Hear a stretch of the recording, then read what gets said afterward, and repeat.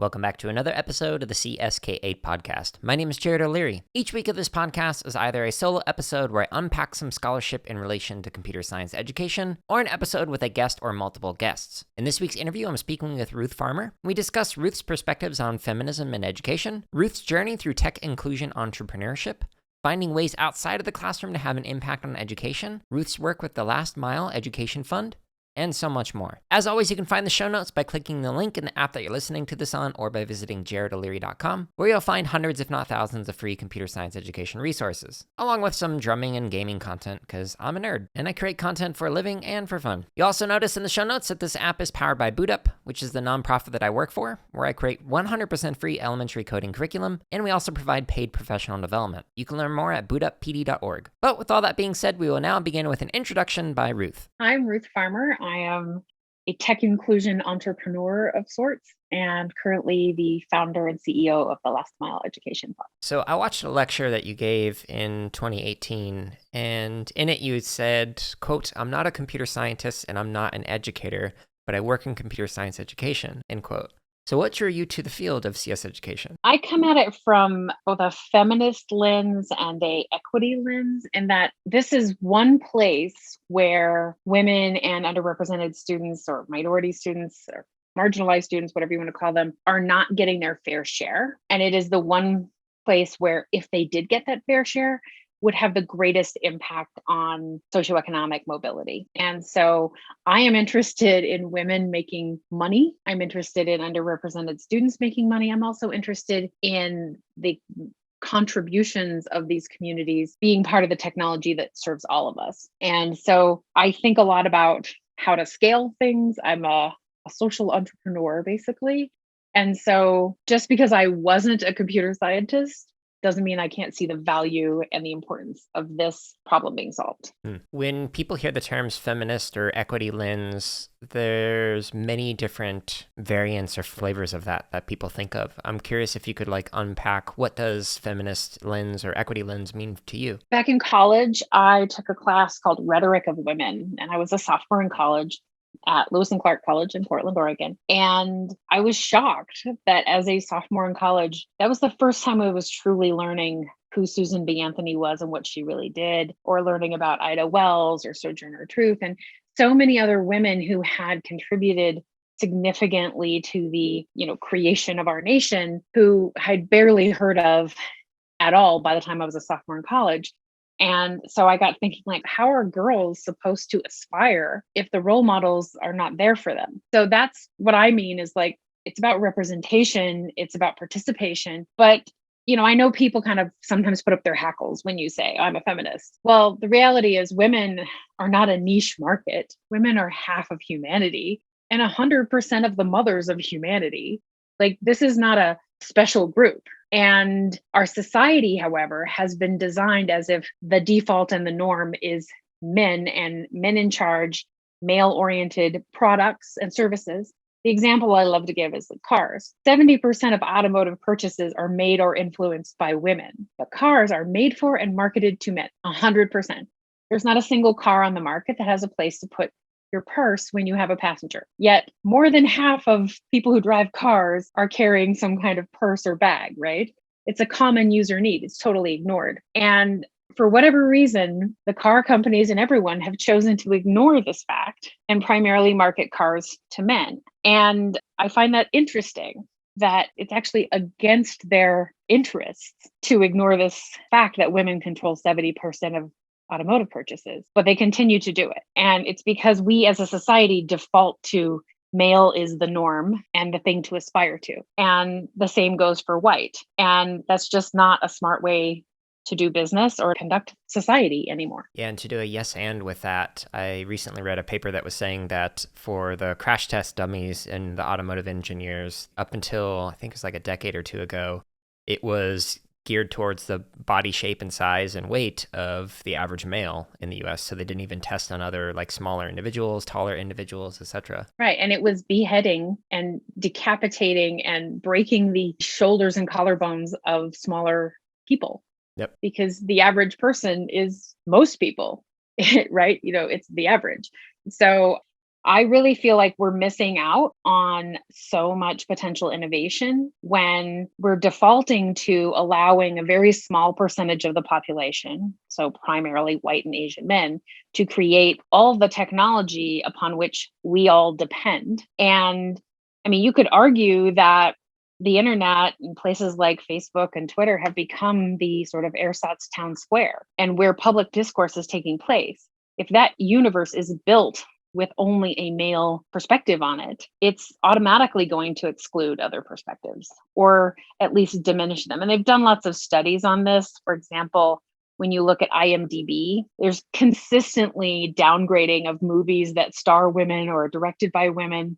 But if you look at who does most of the reviewing on IMDb, it's almost all men. And so objectively, are movies that star women or are directed by women bad movies or less good movies? No, because the population of people reviewing the movies is primarily male. That's interesting. I'd like to read a study of like, well, why is it that males are more likely to review things than other genders? There have been some studies on that, but I think the primary reason is like the structure of our society tends to afford men the ability to focus on a singular task and have that free time, like the man cave where they have their workshop, etc.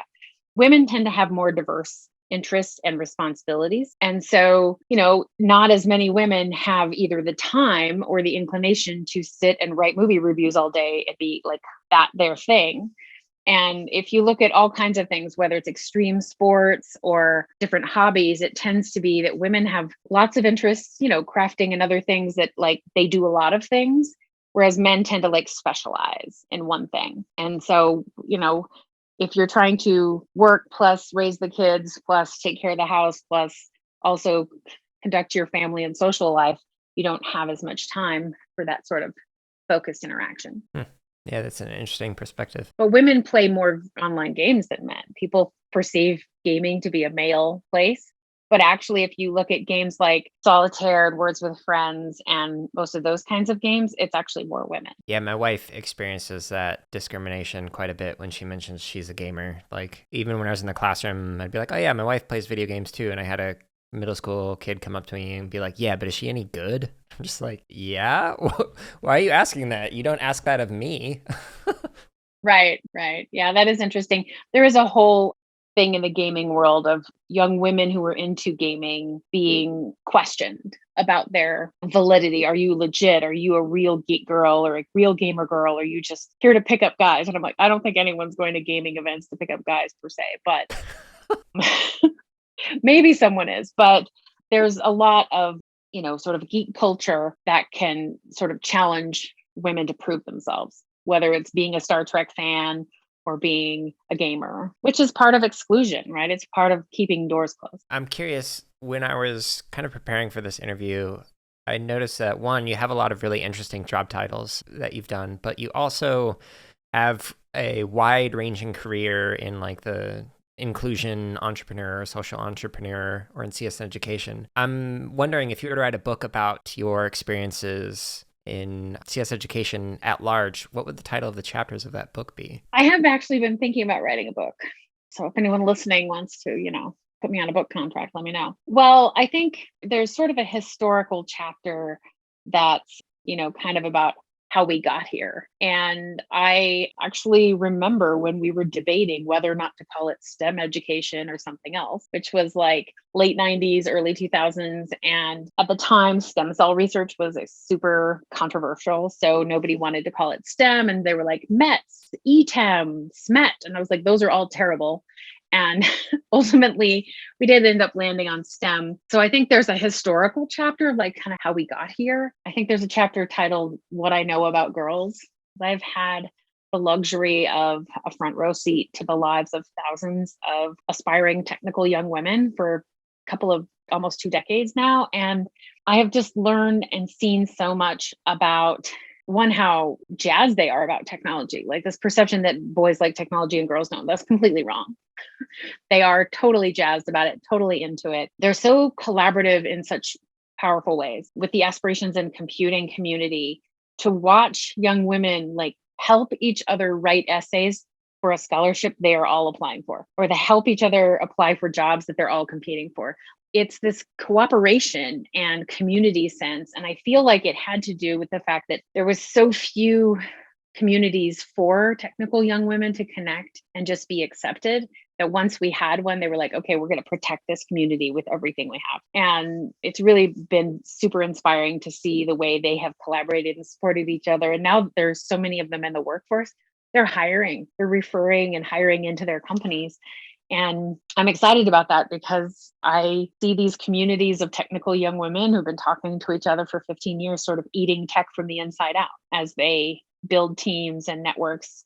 And they're highly informed as well. I think there'd be a chapter on the things we need to disrupt. Like the fact that the systems of education are not adapting fast enough to the realities of our demographics, that we have more than half of students in the United States on free lunch in this country. That should be alarming to people. And 53% of students in college have a family income under $51,500 a year. That should be alarming. And yet the structures we built for education back when the 1800s, when we sat down, we're like, we need to prepare young men to go to Harvard. There was literally a group of people that sat down and did that. We were designing education for the sons of landed gentry, right? Affluent farmers. We were an agrarian economy and only men went to college. And that's how we designed it. Those demographics have dramatically changed and we need to adapt to that and root out all the places in the system that assumes affluence, assumes a specific set of knowledge or community profile. And then the other things, I'd write an entire chapter on like red flags. Like we're moving so fast on AI. We're moving so fast that the potential social harms of technology are exponentially growing. And if I could just wave a magic wand, I would make sure that from day one that you are learning computing, like this should be like the first thing you ever do is have the whole class sit down and co-create a code of ethics for technology, because ethics cannot be a cherry on the sundae of your computer science education any more than it should be on your business school education or any other education. Like the ethics of your work. Same goes for security. We might not have the cybersecurity problems we have if we were building with security in mind, rather than being like fast, cheap, and ugly. Let's build this. Let's get it out there. I'm like, oh, it has holes. Now let's defend it. Right. And so the value we put into secure code and writing secure code and thinking about things like safety and social impacts ahead of time, I think will go a long way. And one of the examples of this that I think is really powerful is the New York Times a few years ago reported that with the rise of IoT, that women were showing up in domestic abuse shelters and relating how they had been harassed and surveilled by the IoT devices in their homes that had been typically installed by their husband and controlled by their husband. So you can kick your abusive husband out of the house, but he still has control of your thermostat, your TV, your refrigerator, like all the devices in your home. And had women been part of the design process and had people been thinking about the potential harms and social impacts of IoT, we may not have had that outcome. The social impacts and the ethics of technology and the security concerns are deeply intertwined with the diversity of the workforce in so many ways,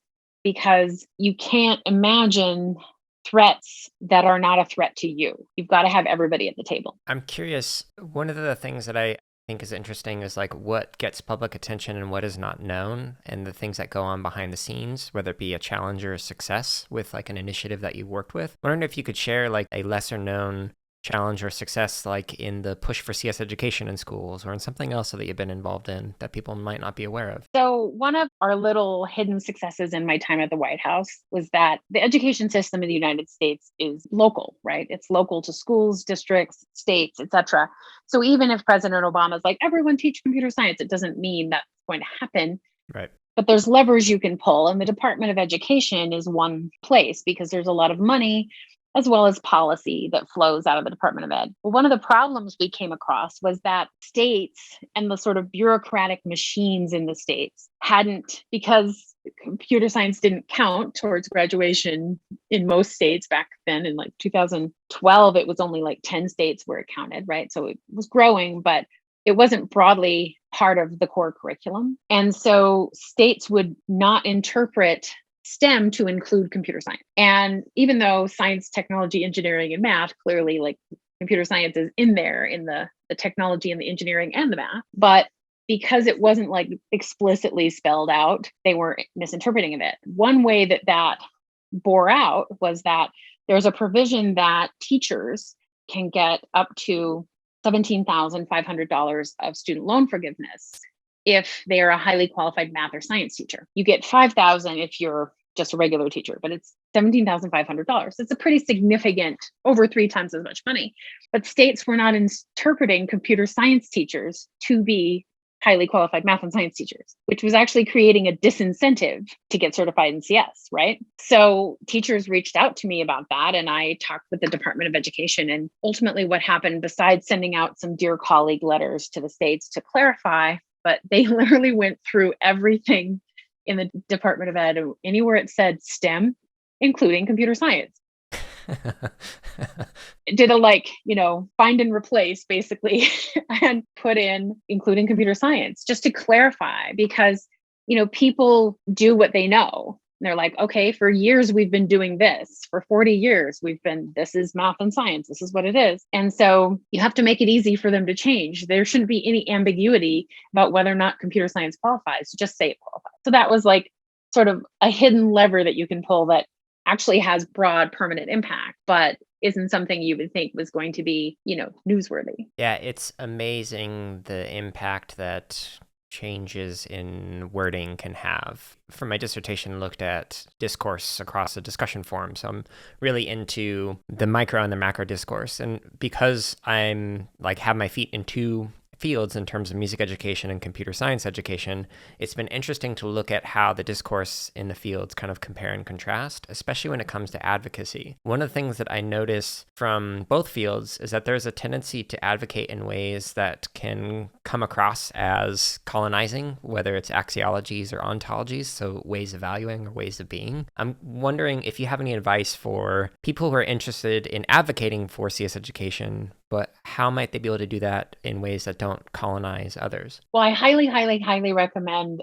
It's from CSforALL, and it's called YCS, but I think they rebranded it. It's part of their script program, but it's this exercise you go through to really understand, why are we teaching this? Why are we advocating for it? How does it fit in? Yep. The visions framework, right? Yeah. The visions, right. CS visions for CS from Ruthe Santo. So great, because one, that helps whoever's wanting to be the advocate build, relationships and constituency and get teams together. But also it's authentic because it's looking at the values in your community. I think the other thing is that's been a failure in advocating for CS is there's advocating for CS to policymakers and industry, which is really about getting money. And they're like 500,000 jobs, there's 500,000 jobs, blah, which is true. But does a middle school or an elementary school principal care about filling jobs in Silicon Valley? They have other cares, which is why visions is so important and valuable. It was a bit of a wake-up call. I think it was in 2017 or 2018 when Ed Week did a study, and they asked all these principals of different schools about what they cared about, and jobs was pretty low. And so I think know your audience and understand, one of my proudest achievements is the passing of the Promotes Act of 2020, which authorized Defense Department funding for computer science, cybersecurity, engineering, et cetera, education for junior ROTC. And one of the ways that I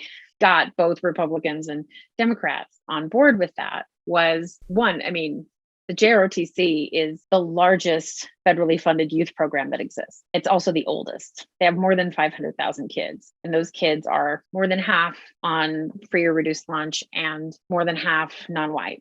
And 40% girls, which I found surprising. Big population of students. And the DoD is already investing hundreds of millions of dollars in this program, yet something like 30% of their high schools were teaching computer science. So kids who had already put on a uniform, the most likely kids who would join public service, such as national defense, did not even have the opportunity to prepare for what we could argue would be 90% of the defense workforce is going to be technical in the future, right? And so, when I spoke to Republicans about this, I was like, look, we have national defense needs, clearly, and here's a population that can do that. With the Democrats, I'm like, we have education needs, and here's a potential way to get money to do that. And ultimately, that legislation authorized the DoD to pay for preparation of CS educators in JROTC high schools, which is 3,420 high schools across the US. But more importantly, it doesn't matter who's president, the Defense Department has money. They're like the one place in the government that has money. And so one little known fact is most breast cancer funding is coming out of the Department of Defense, because you can argue women are in the military. It's a healthcare issue for women. Hence, breast cancer research should be done because it benefits, the military employees. And so there's no way you can argue that it is a bad idea for JROTC cadets to be prepared in computing. Like, it is a good idea. In fact, it's an urgent idea. And so now that legislation passed in 2020, I think they appropriated 13 million into the budget for it in 2021. And then I'm not sure they've actually passed the 2022 budget yet, but I think it's a $20 million ask in there. And as that scales up, we're reaching not only a population of students who had not been reached, but also the schools that serve them, which, has a halo effect of about 6 million kids. It's a really interesting way of having an impact in education without being in the classroom. I'm wondering what you would recommend for educators who wanted to get more involved with educational policy. I came to the White House with almost no policy experience, or not what I would have called policy. And it was always sort of an amorphous word to me. I was like, what do you mean? What does policy mean? But I really learned that policy making is packaging up your good ideas and giving them to people who can take credit for them and have the power to implement them. The key thing with advocating for policy change is you have to come to the table with a solution. You can't show up in a legislator's office and be like, this is bad, it has to be fixed. But if you show up in a legislator's office and say, if we change this language in the National Defense Act, it will enable 500,000 kids to get access to computer science education. They're like, oh, okay, I can do that. The other thing to remember is policymakers, they're judged on, you got to look at the incentives, right? What are the incentives in the system? Well, members of government, legislature, local, whatever, they're judged on how much legislation they get passed. So you need to give them something they can pass. And so it has to be a very clear, X plus Y equals Z. It needs to be clear and it needs to be actionable. If I were a K-12 teacher, I would absolutely go be an Einstein Fellow. The Einstein Fellowship puts you in Congress or in government, and it's a 1-year fellowship. It's paid, and highly recommend that as many teachers as possible go spend some time in Congress or working in the government to participate in that process. I also think there's lots and lots of work to be done at the state level. It's one thing for a governor to be like, CS is awesome. And for a principal or a superintendent to be like, I want to teach CS. But there's a whole lot of stuff between those two layers that is bureaucratic junk, that is old and outdated and needs to be tweaked. And so the first thing you want to do is follow the money trail. What are the incentives in the system? The incentives are usually money. So how is the money moving? Who is moving the money? And how can you move some of that money towards your cause? Because ultimately that's where it all comes down to. And then what are the other incentives in the system? If I remember early on, we were all like, we need schools to teach computer science and la, la, la, la, la. And I was like, okay, we have to become friends with the math people. And early on, you might remember when we start saying computer science should count as a math, that there was a lot of resistance from the math community because they saw that as potentially having students take less math. And I think they're of the mind that students already don't take enough math. So that, put computer science at war with math. And I was like, this is dangerous, because not only are there tons and tons of incentives in the system for math, right? Math is what schools are judged on. Math scores are important. But also the footprint of principals and superintendents who used to be computer science teachers is probably close to zero, whereas the footprint of administrators who used to be math teachers is probably pretty high. And so one of the, I think, critical inflection points was getting the math, the NCTM and the math community to be part of the solution for computer science education. And I have to say, I will give most of that credit to Emmanuel Shanzer from Bootstrap, because he was straddling both worlds and really took the time to build the relationships with the math community and bring them along. Yeah, that's an interesting challenge or barrier to work through. I'm wondering, what would you consider to be a current structural barrier that's negatively impacting equity and inclusion in CS education? I think the primary problem we need to fix immediately is the pre-service teacher education system. So we are pumping out new teachers every year. And most of those teachers are coming out of school with no preparation in computer science at all. Even though states have standards in computer science, now they have to be retrained. And you know that the training they get in their teacher prep program is going to be far more in depth and sustained than, say, a weekend of PD in CS. And so fixing that, as well as creating the pipeline of PhDs of computer science education that actually exist in teachers' colleges, which is a very, very small number in the US right now. So last year we launched CS4Ed, which initially funded $4 or $5 million endowments at colleges of education that primarily prepare teachers of color. And so, let's do an end run here, because when the funding comes from the feds to do this, the big schools are going to get it, the big, powerful schools that have the money to go after big federal grants. So our strategy was, let's fund 4 schools that primarily serve teachers of color and give them a running start and building the model.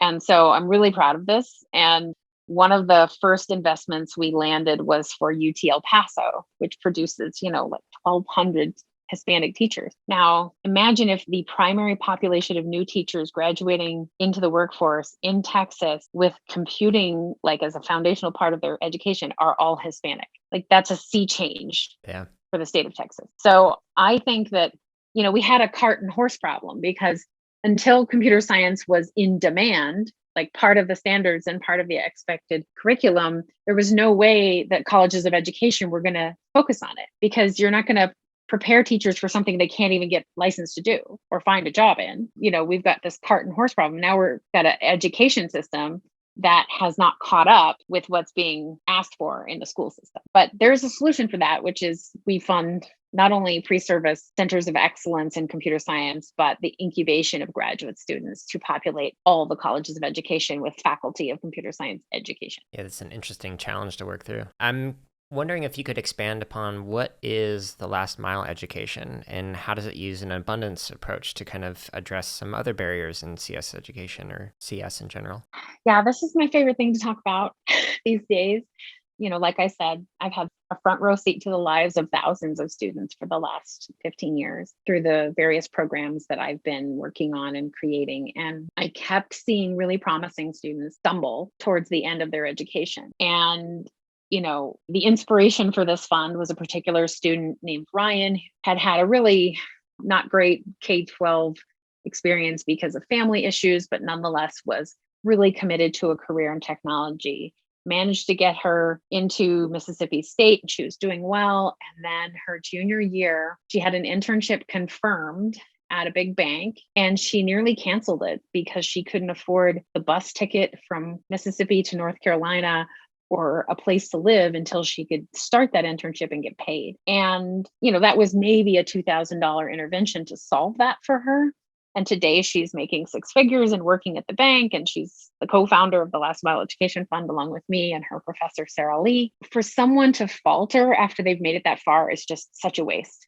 And, we have an entire movement to push young people into the pipeline for computing, but on average, 11% of students in the bottom income quartile will graduate college within 6 years of starting. So that says to me the problem is money, because like 90% of the kids in the top income quartile are graduating within 6 years. So what we're doing is solving the graduation gap for low income students in computer science and engineering by basically acting like their parents. We take care of small expenses that come up. We have emergency funding. We have bridge funding if something catastrophic happens, like the transmission falls out of your car, or you want to go to an internship but can't put up the $2,000.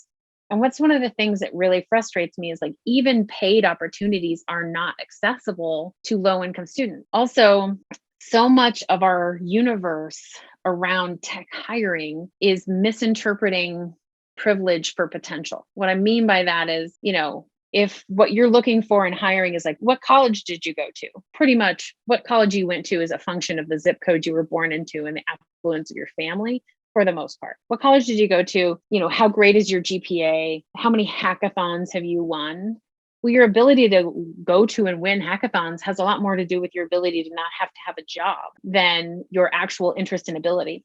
And so I'm arguing for us to invest in the last mile for what I call striving low income students. If a student has made it to their junior year in computer science, I don't care what their GPA is. We need them to finish, because if they don't finish, we all lose. They lose, industry loses, they can't pay their student debt, they never live up to their potential. It's just a lose all around. But if they graduate, industry gets the person, the talent they need. They make on average $43,475 more than they would have earned in a job with some college but no degree. And they pay taxes at a higher rate for the rest of their lives. So we all benefit, right? They buy a home, all the economic activity that goes along with a well employed individual. So it's such a win win when we invest in students at that level. But the scholarship system of the US is all about identifying super people and recognizing them for how super they are, rather than going, maybe these students would be A students if they had secure housing, reliable transportation, food, a state of the art device. So my argument is, instead of rewarding talent that has demonstrated prior success, let's invest in talent based on their potential. And so we have invested close to $1.2 million in the last 2 years in 1,120 grants to students. Those students have been 41% African American, 24% Latinx, all within the last 2 years of a degree in computer science. And we have 196 students that will have graduated by June of this year. So the ROI is also really fast, right? So you could put the same $1,000 investment in to somebody going to a summer camp in high school, and maybe you'll get a tech graduate in 6 to 12 years, or you could put in $1,000 in the last 2 years of college and you get a graduate in 6 to 12 months. And the reason we say abundance is that we just believe in them. People ask me, like, how do you know that they really deserve the money? And I'm like, because they're a junior in computer science. Like, literally, I need them to graduate. I believe in them. They've proven themselves. If you've made it that far, you're not going to change your major at that point, right? You're like almost to the end. So typically, if people ask for help, they need it, and we should just give it to them. So we take an abundance viewpoint to who qualifies. We also take an abundance viewpoint to what qualifies. And we don't ask students to perform their poverty. They don't have to sing a big sob story. We also don't vet them against each other. We look at each student individually, assess their situation, and say yes or no. So our acceptance rate is about 58%. And most of the students we've declined, it's just because they simply weren't eligible in some way, whether it was their major or some other factor. But my goal ultimately is to raise enough money to support, any low income student in tech or engineering, because the bottom line is all low income students are underrepresented in tech, because otherwise they wouldn't be low income. And so getting this talent over the finish line is the fastest thing we can do. And I also think, it does correlate with diversity, that there's much higher populations of Black and Latinx students in low income socioeconomic status communities. So there's that factor as well. So I'm super excited about it. I'm also excited about all the things we can learn, because like I said at the beginning, the system has been set up for affluent sons of landed gentry, right? And it's not set up to support low income students being successful. Right. I'm curious, does this also include CS education majors or just CS majors? I think I would actually consider that. And I need to find the right funding partner for that, because the idea of funding CS teachers through this fund, I think, is a win-win on both sides of the equation. So I just need to find the right source of dollars for that. Yeah, because when I was a university supervisor, I know of at least one student who did not have a house while they were doing their student teaching. And so they were going an entire semester. They were not allowed to work a job outside of their job. They had to sign a contract saying that. And they weren't getting paid to do that internship, basically. And I know how hard it is for a lot of education majors to do that. So, well, one of the things we're doing this summer that's along those lines is, so we have this theory that research pathways are kind of reserved for affluent students, because an REU, or research experience for undergrads, is capped at $7,500 for the summer, which, if you're going to San Francisco or Seattle, that's barely cost of living. And so we have a partnership with the Moore Foundation, which cares a lot about science discovery. So this summer, we're going to fund 5 fellowships for research experiences that will give an additional $10,000. nice. to students who are doing REUs in computing. The goal is to test the hypothesis that if we lower the relative cost, because if you're a low income student, you may be interested in a research pathway, but how could you turn down an internship that's at Amazon that's going to pay you $24,000 for the summer to take a $7,500 stipend? And so that contributes to the fact that, we have very few underrepresented low income students going into getting masters and PhDs and into the research pathways and academia. Similarly, I think the teaching pathway could have a similar solution. Now, I'm curious, with your careers, like working in a lot of high profile positions and whatnot, I imagine there are many demands placed on you. How did you take care of yourself and try and prevent the burnout that can come with just being overwhelmed with too many things to do? It's really hard. I mean, the burnout is real. One thing though is I just get so much energy from seeing the successes of the students and seeing the notes come back to us. And, we recently helped one of our grantees. We had given her a grant to help her finish college. She graduated, and then we helped her negotiate her first job offer, because low income students can't turn to their parent or their family member and say, like, is this a good offer at Microsoft or Amazon? And so we helped the student negotiate her starting salary from $75,000 to $104,000. Nice. She is going to make roughly $400,000 more over the next decade than she would have. And it's like life changing for her to start at that level. And it positions her as having a high value, because if you get paid less in your first job than your peers, you're perceived to be worth less because you cost less. And so negotiating that first job is one of the most important things you could do in how you launch into the field. So those types of wins, are happening pretty frequently for us these days. So our model is we're going to invest in these students. They're going to graduate and they're going to get great jobs, and they're going to come back as a volunteer and ultimately as an investor later. We had our first student come back to reinvest in the fund 10 months after we started. We funded her in February of 2020. She graduated in June. She came back and invested in August and continues to support us. And so it's like this virtuous circle, we call it, investment, engagement, reinvestment, that is going to power this long term. And I'm really excited about that piece of the model, because we have these alumni relationships with the students. So we find out, like, where are you working? And we congratulate them when they graduate, and they come back and support other students like them. Yeah, I love that. I'm wondering if you could share a message, like a call to action to the CS education community or to the field at large. What would that message be?